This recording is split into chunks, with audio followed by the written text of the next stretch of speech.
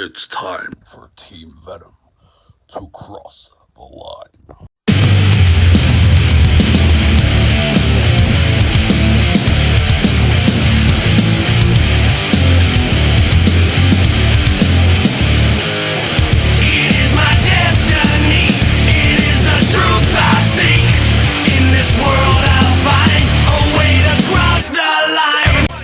Welcome to episode 2 of Talking TNA. I'm your host Rory Bailey.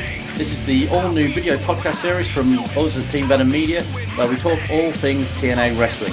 Coming up on this week's show, so we're going to have a Superstar Spotlight this week, which is going to be hosted by my good friend Connor Franks, who's going to be talking about the Olympic gold medalist and multiple-time TNA champion Kurt Angle.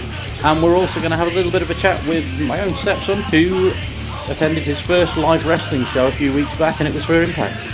Then, keeping in with the theme of the Olympic gold medalist Kurt Angle, we're going to have a couple of special guests from using some archive audio, which is both Kurt Angle and EC3 from when they were about to face off for the TNA Championship. So, enjoy. Kurt Angle is undoubtedly one of the greatest of all time to step foot in the squared circle. While when most think of Kurt Angle's feuds with The Rock, Stone Cold and Brock Lesnar, he actually had the best time of his career in TNA wrestling. And if you want to see any of his great matches mentioned here, you can find them on Impact Plus. I'm Connor from Team Venom Media, and this is the TNA Spotlight on Kurt Angle. TNA made the historic signing of Kurt Angle, who made his debut on October 16, 2006, confronting then NWA World Champion Samoa Joe. Busting Joe open with a very real headbutt.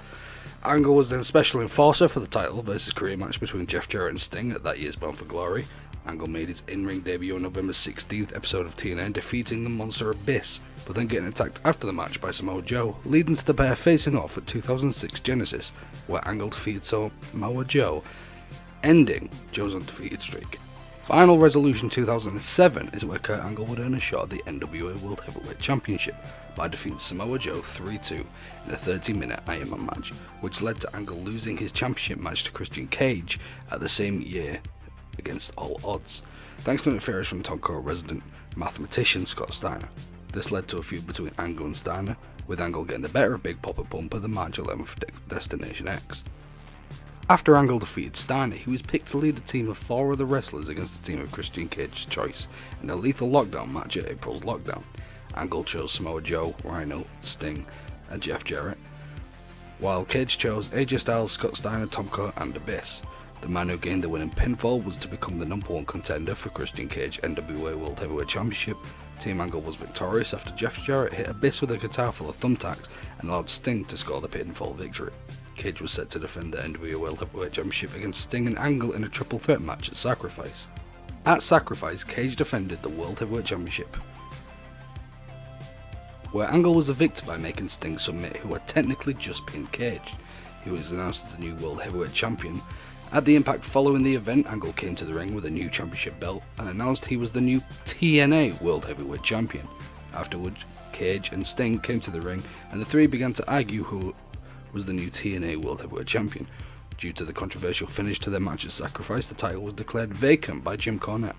A tournament was held for the title, which culminated in the King of the Ring Mountain match at Slammiversary 2007. There, Angle became the TNA World Heavyweight Champion by defeating Cage, Samoa Joe, AJ Styles, and Chris Harris. He then attacked Joe after denying a request for a handshake, reigniting their feud and turning heel in the process. At Victory Road, newly crowned X-Division Champion Samoa Joe teamed with Kurt Angle to face TNA Tag Team Champions Team 3D, with the stipulation that if a wrestler pinned the other opponent, he won his championship. As part of the planned outcome of the match, Joe pinned Brother Ray of Team 3D to win both tag team belts, which he held by himself. On the following episode of Impact, Joe, now holding the X Division and TNA World Tag Team Championship, challenged Angle, the reigning TNA World Heavyweight and IWGP Heavyweight Champion, to a winner-take-all match at Hard Justice. Angle won, gaining all the championships and becoming the second Triple Crown champion in TNA, and the first to hold all 3 titles at the same time, including the IWGP title. This made Angle a quadruple champion, and since Joe held the tag team titles by himself, that meant Angle's victory gave him both tag team championship belts, meaning Angle was now in possession of 5 belts. Angle, however, dropped both the X Division and Tag Team Championships to Jay Lethal and Team Pac-Man respectively at No Surrender. At Bound for Glory, Angle lost the TNA World Heavyweight Championship to Sting, but won it back on the October 25th episode of Impact. At Final Resolution, Angle successfully defended the TNA World Heavyweight Championship against Christian Cage due to interference from Styles, and again against all odds with help from Tomko. At Lockdown, Angle lost the TNA World Heavyweight Championship to Samoa Joe after being pinned. In 2008, Angle was out of action after suffering a neck injury. He returned to Impact to ask his estranged wife Karen to reunite with him, but she declined his offer. Later that night, after Styles suffered a beating at the hands of Team 3D, Booker T and Tomko, Angle added to the mugging by hitting Styles with a steel chair. At Slammiversary, Angle lost to Styles, being pinned after interference from Karen. At Victory Road, Angle and Team 3D won a 6-man tag team Full Metal Mayhem match, defeating the team of Christian Cage, Rhino and Styles. At Hard Justice, Angle once again lost to AJ Styles, this time in a last man standing match. Angle began a feud with Jarrett after No Surrender when Jarrett hit Angle with his guitar during a match that involved Angle, Cage, Samoa Joe for the TNA World Heavyweight Championship. On the October 2nd episode of Impact, Mick Foley announced that he was going to be the special enforcer for the Angles match with Jarrett at Bound for Glory. Angle lost to Jarrett in this match, being pinned after taking the mandible claw from Foley and a guitar shot and the stroke from Jeff Jarrett. He started attacking other superstars backstage in order to get a rematch against Jarrett. On the first HD Impact, Angle, Booker T, Kevin Nash and Sting started a new stable of legends called the Main Event Mafia. Scott Steiner joined the group the following week. Angle then defeated Abyss at Turning Point in a Falls Count Anywhere match after weeks of being pestered by Angle to give him a rematch. Jarrett said that if Angle could beat Rhino at the second Final Resolution of 2008, with Mick Foley as a special guest enforcer, he would grant it. Angle defeated Rhino to win a rematch with Jarrett at Genesis after Al Snow made a surprise appearance and distracted Foley so that Angle could cheat. At Sacrifice, Angle lost his leadership of the Mafia to Sting because of their match's stipulation. On June 21st at Slammiversary, Angle won the TNA World Heavyweight Championship for the 4th time in a King of the Mountain match with help from Samoa Joe. On the following episode of Impact, Angle regained leadership of the Main Event Mafia after he and the rest of the Mafia attacked Sting while introducing Joe as their newest member. At No Surrender, Angle lost his championship to AJ Styles in a 5-way match which also included Matt Morgan, Sting and Hernandez. 2009 to 2011 gave us 2 full years of brilliant Kurt Angle feuds, including an amazing feud with Desmond Wolfe, where the pair traded wins on pay-per-view until the feud culminated in an incredible 3 Degrees of Pain 2 out of 3 Falls match at Final Resolution 2009. In 2010, Kurt Angle began feuding with then TNA Heavyweight Champion AJ Styles, with their feud culminating with the most famous screwjob in wrestling history, the Orlando Impact Zone screwjob. Against all odds, Angle took part in an 8-card stud tournament to crown a new number 1 contender, but was defeated in the first round by Mr. Anderson, after Anderson used Angle's dog tags to choke and strike him. On the following episode of Impact, Angle promised to make Anderson suffer for disrespecting US soldiers, but was in the end once again defeated by him, effectively starting a feud between the two. At Destination X, Angle defeated Anderson in a rematch. Angle and Anderson were scheduled for a rubber match inside a steel cage at Lockdown. On the April 5th episode of Impact, Anderson defeated Angle in a ladder match to win possession of the key to the cage door. At Lockdown, Angle defeated Anderson in a steel cage match and afterwards announced that he would take some time off from wrestling. Angle returned on the May 20th, 2010 episode of Impact and was ranked number 2 by the Championship Committee in their inaugural top 10 rankings for a World Heavyweight title shot. Angle, however, decided to take his name out of the running for a title shot and vowed to fight his way through the top 10 and earn his spot at the top of the company. This led to Angle working his way up the rankings by defeating others on the top 10 such as Kazarian, Desmond Wolfe, D'Angelo De Niro, Hernandez and AJ Styles. At 2010 Bound for Glory, Angle was defeated by Jeff Hardy when he turned heel and pinned Anderson after an interference from Hulk Hogan and Eric Bischoff, who then went on to form an alliance named Immortal with Hardy, Abyss and Jarrett. On the following episode of Impact, Angle came out to make his retirement speech after his failed attempt to win the TNA World Heavyweight Championship, but was interrupted by Jeff Jarrett, who announced that he had made a deal with Hogan and Eric Bischoff in order to end Angle's career at Bound for Glory. Before attacking Angle, when he was restrained by TNA security officers Gunner and Murphy, the following week Angle returned trying to get his hands on Bischoff and Ric Flair before being stopped by TNA security officers. Angle returned 3 weeks later on the November 11th episode of Impact, saving Samoa Joe from Jeff Jarrett, Gunner and Murphy. After not appearing again for 2 weeks, Angle made another return on the December 2nd episode of Impact, saving Samoa Joe from Jeff Jarrett and Abyss. This began a long and ongoing feud, probably the most notable feud in this time period, between Angle and Jeff Jarrett that included weddings, an MMA rules match, New York Jet Bart Scott, a 7 vs 2 handicap match, and a mixed tag match where the Jarretts took on Angle and the debuting China. Angle defeated Jarrett on June 12th at Slammiversary 9 in what was billed as the final battle between the two to retain his Olympic gold medal and became the #1 contender for the TNA World Heavyweight Championship. However, on the following episode of Impact Wrestling, Jarrett challenged Angle to a parking lot brawl and agreed to sign a contract that would force him to move to Mexico without Angle's children should he lose the match. Angle ended up winning the fight after choking Jarrett with a shirt, forcing him to leave the company. From 2011 through 2012, Angle feuded with the likes of Sting, Mr. Anderson, Jeff Hardy, Immortal, and the team of Kazarian and Christopher Daniels. In 2012, Angle was chosen as the #1 contender for the TNA World Heavyweight Championship, but was defeated by Jeff Hardy in his title match. Afterwards, Angle was attacked by Aces and Eights. At Turning Point, Angle defeated Aces and Eights member Devon via submission, despite the rest of Aces and Eights trying to interfere. Angle continued his feud with Aces and Eights on December 6th episode of Impact, defeating Doc via disqualification after the rest of the group interfered. 3 days later, a final resolution, Angle teamed with Garrett Bischoff, Samoa Joe, and Wes Briscoe to defeat Devon, Doc, and 2 masked members of Aces and Eights in an 8-man tag team match. Angle unsuccessfully challenged Devon for the TNA Television Championship on the December 20th episode of Impact Wrestling after interference from, you guessed it, those pesky Aces and Eights, Garrett Bischoff, Samoa Joe, and Wes Briscoe. On the January 3rd, 2013 episode of Impact Wrestling, Angle and Samoa Joe defeated Devon and a masked member of the group in a steel cage tag team match. Afterwards, the returning Sting saved Angle and Joe from a beating from Aces and Eights before revealing the mystery member as the debuting Mike Knox. The following week, Angle was sidelined with a injury after Knox hit him in the neck with a ball peen hammer. Angle returned to in-ring action on the January 31st Impact Wrestling, defeating Aces and Eights member Mr. Anderson in a steel cage match. Afterwards, Angle's 2 allies, Garrett Bischoff and Wes Briscoe, revealed themselves as members of the pesky Aces and Eights faction and attacked him. Angle infiltrated the Aces and Eights hideout on the February 28th Impact and managed to unmask their vice president, but was beaten by other members before he could reveal his identity to the cameras. Angle revealed the vice president as D'Lo Brown. On the following episode of Impact at Lockdown, Angle was defeated by Wes Briscoe. In a steel cage match following interference from Brown, Angle was defeated by Jeff Hardy in a 4-way #1 contenders match for the TNA World Heavyweight Championship, which also included Magnus and Samoa Joe. In the following weeks, Angle continued to face Bischoff and Briscoe in multiple tag team and handicap matches that all ended with the two getting the advantage over Angle. Angle then began feuding with AJ Styles after Styles refused to answer Angle's question on whether he is with TNA or the Aces and Eights, which led to a brawl between the two on the May 9th, 2013 episode of Impact. June 2nd at Slammiversary, Angle was announced as the second inductee into the TNA Hall of Fame. Later that night, Angle defeated Styles in a singles match. On the following Impact Wrestling, Angle got into a verbal confrontation with the debuting Rampage Jackson, who claimed he had to beat the best to be the best. The following week, Angle was defeated by Styles in a rematch to earn the final spot in the 2013 Bound for Glory series.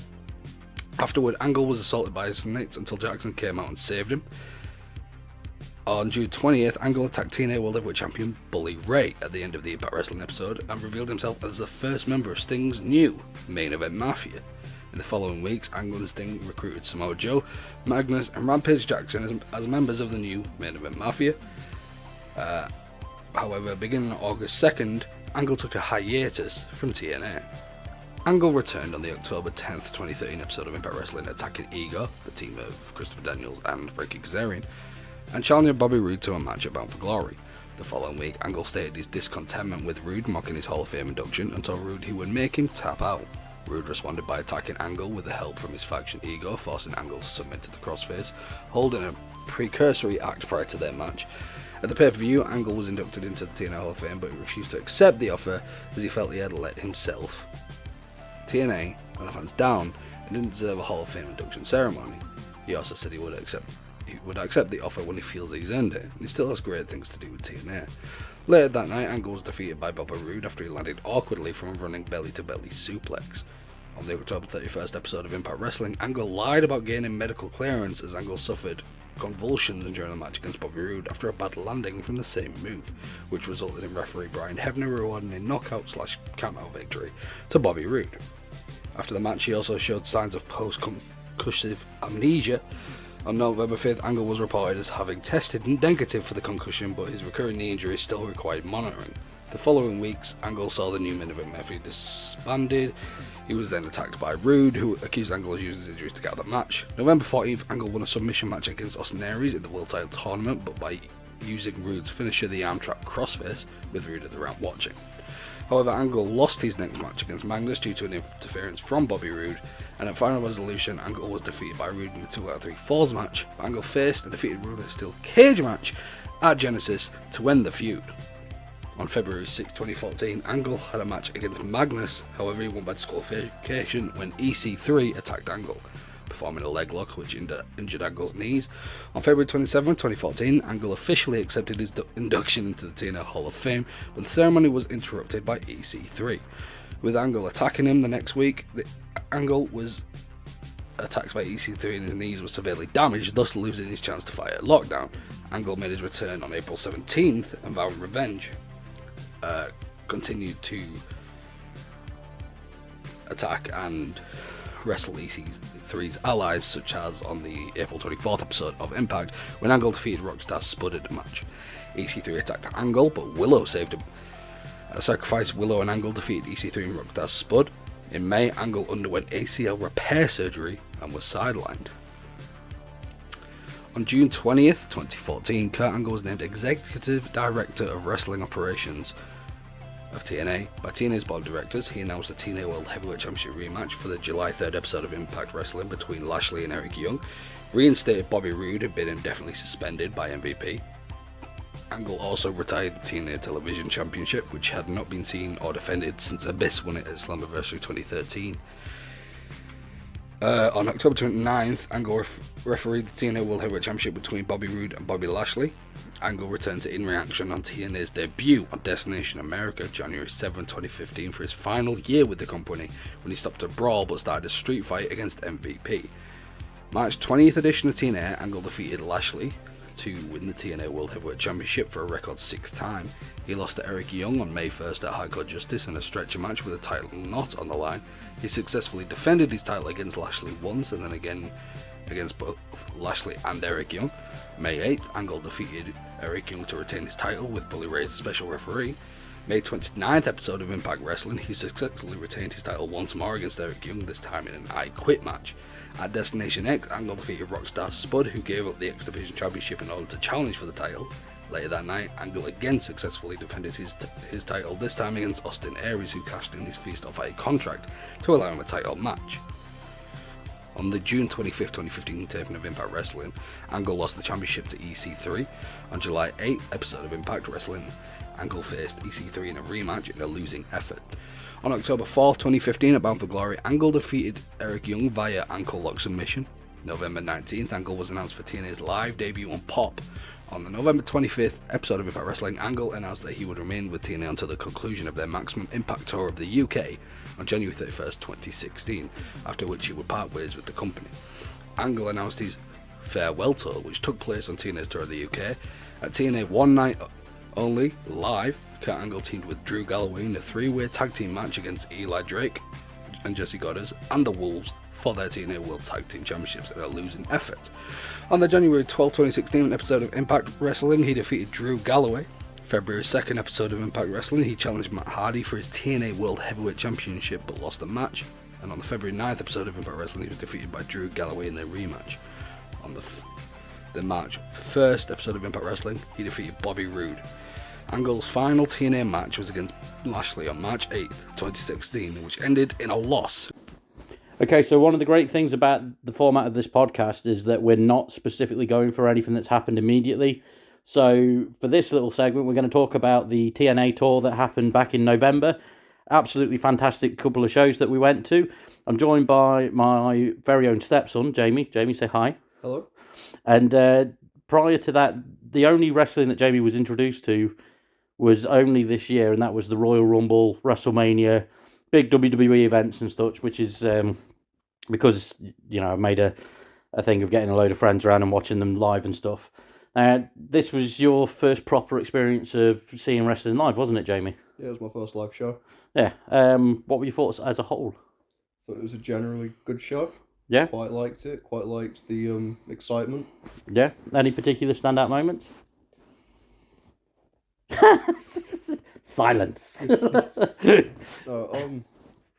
Leon got, was it Leon? Leon Slater, yeah. Leon Slater got signed. It was quite a good moment to see that they care about getting new talent on. Yeah, fair enough. And also, it's that thing of if something big happens with him in the future in TNA, because he is stupidly talented. If something big happens with him, you can be like, well, I saw him get signed to this fucking place, and that's great. And so yeah.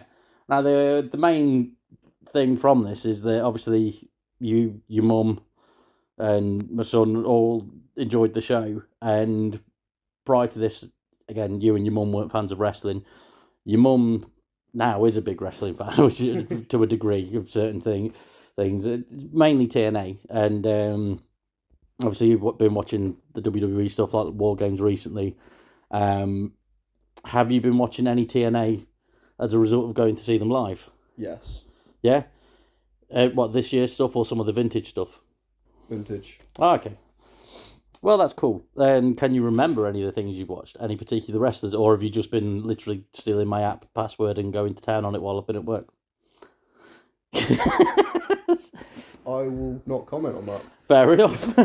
But anyway, so we went for both nights in Coventry. They were both really good shows. We met a bunch of the wrestlers before and after the shows, which was awesome. Simon and Lauren, who were the press people for Impact, were really, really kind towards us. We both got to, you got to meet them all. I've been dealing with them for the last decade or so, which is insane that it's been 10 years. But yeah, it was a great show. Really loved seeing them live. There were some brilliant matches. We got to see Team for the first night. The main event was Subculture versus Team Canada versus Motor City Machine Guns. Now, Alex Shelley was injured, so he got replaced by Kazarian. So we saw one half of the Motor City Machine Guns, Chris Sabin teaming with Kazarian, and that was awesome. We got to see Rhino and Moose battle it out in a really good match, which is awesome, and it was so good, and they gelled that well that they've now put that on the next pay-per-view. That's been announced for Final Resolution, which is at the end of this week. Oh, nice. Yeah. Now, speaking of which, I've got to ask you by default, because I'm going to, but Final Resolution is the 9th, I believe, of December, which will be Saturday. If I've got the dates right, I might be slightly wrong. I'm intending to watch it live. Are you going to be watching it live as well, Jamie? Alright, then yeah, why not? Awesome. Anyway, that's our little recap of Live TNA. So over to Connor, who's going to be talking about stuff. Hey, so throw my phone everywhere. It's a good start. Look at the fucking unprofessionalism here. Mic in my face. My goodness. So match I'm going to recommend. There's so many, but I'm going to go for Kurt Angle versus AJ Styles from the October 6th, 2009 episode of Impact. It's no surprise Kurt Angle and AJ Styles had chemistry. The two guys they had a ridiculous amount of matches against each other, and both of them could put forward as what could be their best match of the TNA careers. It didn't matter if it was pay-per-view or live event or if it was an episode of Impact. These guys did everything. So yeah, this match from October 6th, 2009 edition of Impact is a forgotten classic in the history of the company. TNA World Heavyweight title wasn't on the line, but you should genuinely go on the Impact Plus app and seek it out, because it's incredible. Two of the best to get in the ring at the top of their TNA game. Just going move for move, counter for counter, finisher for finisher, high spot for high spot. It's two great wrestlers given the time on TV to have a great wrestling match. Thanks, Connor. Great suggestion there. So for myself, I'm going to go for the June 25th, 2015 episode of Impact, specifically Kurt Angle versus EC3. Now, this was after EC3 had become the number one contender. Kurt Angle was TNA champion at the time, and it was the biggest match of their career at that point. Well, EC3's career, at that point. Kurt Angle was on a ridiculously good run as TNA champion. Every one of Kurt Angle's TNA championship runs has been phenomenal, and this was no exception. and this was the time that EC3 was properly being pushed to the moon. So I'm going to recommend that. But to round out this episode of Talking TNA, here's Kurt Angle and EC3 in some archive audio from the build-up to that very match, from when we got to speak to them about their thoughts of facing each other. So enjoy, and we'll see you next week. We spoke to Ethan a few weeks back prior to him facing Rockstar Spud. And Ethan, you said to us that your goal was obviously beat Rockstar Spud, shave his head, go on to win the World Championship. And it looks like you're on the path to making that happen. How do you prepare for a match with Kurt Angle, who's one of the greats? And Kurt, how do you prepare for Ethan, who's a top up-and-comer? Well, this is Kurt Angle. I'll go first. The thing is, at this point in my career, I consider myself an underdog every time I go in and wrestle. When you're at the latter part of your career and, you lose a little bit of a half of a step from where you were before, you learn to be humble. You learn to realize that you're fighting from underneath. I like that. I like being an underdog. I've always been an underdog my whole life. And knowing that EC3 is on top of his game and that he is undefeated, and that most people that would pick who's going to win this match, most people would pick EC3 because he is in the prime of his career. He has been primed for this match. He's been waiting for this match, and this is his night. This is his night. Whether he wins or loses, this is his night. This is his first World Heavyweight title shot. But I like being an underdog and preparing for him. What I can do is give everything I have. And as long as I give everything I have, I know I can win. Will I win? I can't guarantee it, but I'm confident I will. And I know against EC3, it's going to be an incredible match. And I'm looking forward to being the underdog, even though I'm the champion. And I'm looking forward to defeating EC3 and giving him his first loss. I think that would be retribution for what he did to me last year.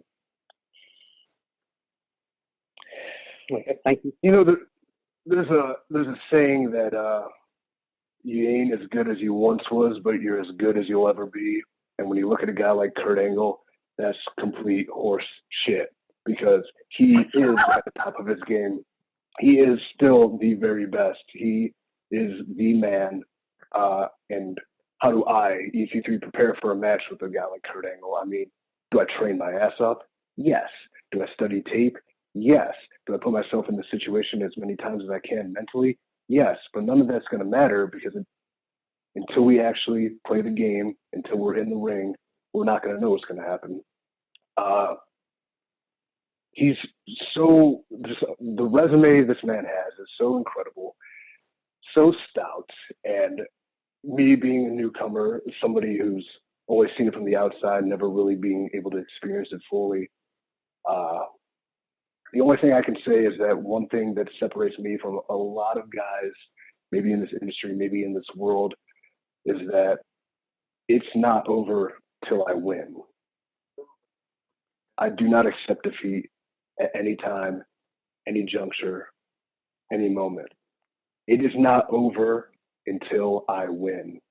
And at Bell to Bell, July 1st, Destination America, 9 p.m., it will not be over until I win. Okay, thank you both very much. That's brilliant, Chip. Also, Kurt, just as an aside, you're coming over to the UK for the London Film and Comic Con next month. Can you reveal any other TNA stars that might be coming with you? I don't know of anybody else that's coming. I did book this outside of TNA, but I will be over there for a day to do some media for TNA for the UK tour in January. So I'm going to stay an extra day and then do some work for Impact Wrestling and promote the great tour we're going to have in January. But I do believe that Rey Mysterio will also be another wrestler that's going to be there, but I don't know of anybody else.